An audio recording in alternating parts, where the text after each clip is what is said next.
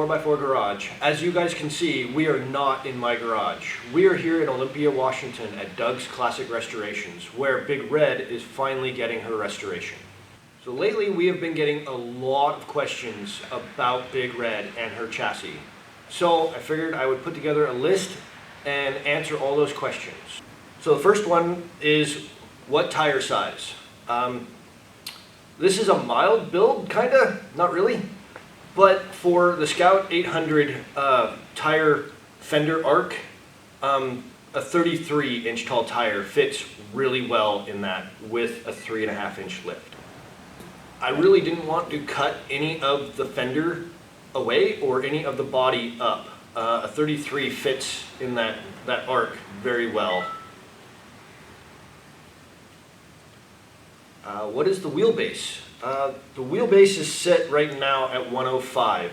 That might change and get a little bit shorter, maybe to like a 103. A stock 800, Scout 800 wheelbase is at 100 inches normal.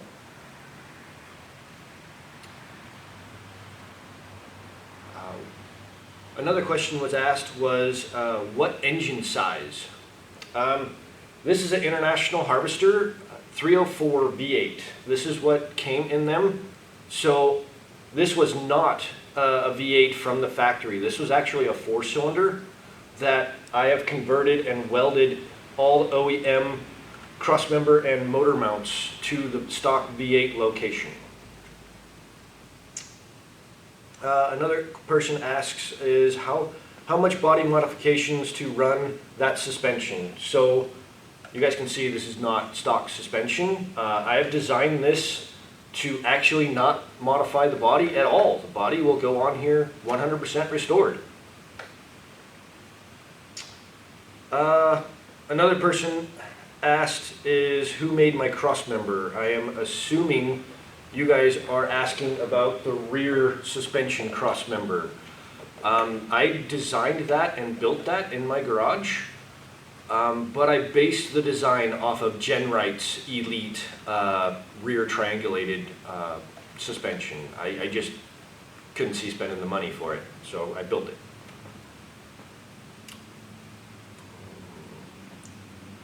This is a really good one.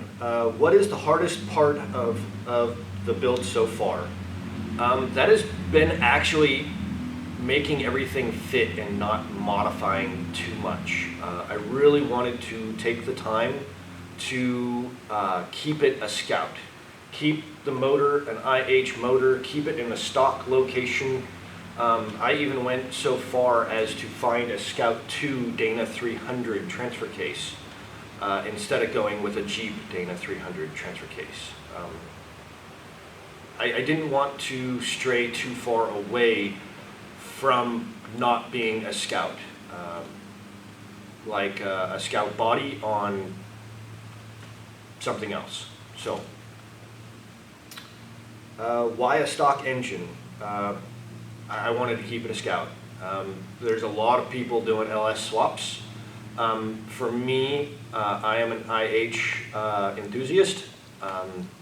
A Scout should have a Scout motor in it. Chevy should have a Chevy motor in it. A Ford should have a Ford motor in it.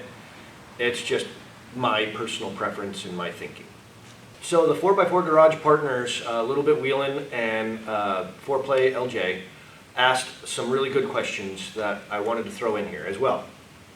So they asked, how did you get to your geometry? I'm assuming the suspension long arm geometry. The front is actually based off of JK. Normal JK. These are actually Clayton Offroad long arms that I cut the Y-link apart and made it just a single link. Why are you running bypass shocks? Said Mac. I chose bypass shocks because I'm trying to eliminate running anti-sway bars.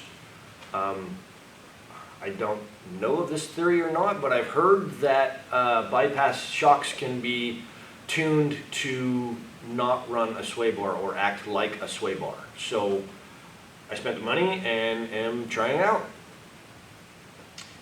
What made you choose the axle? This is a Ford Super Duty axle. This is a Dana 60 high pinion front axle out of a 2017 Ford F350. The rear is a Sterling 10.5. It is out of an 05 F350. So that wraps up this episode of the 4x4 Garage.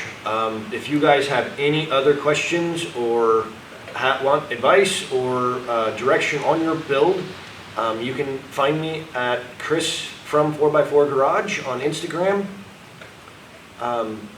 Also, don't forget to please like and subscribe and share the video.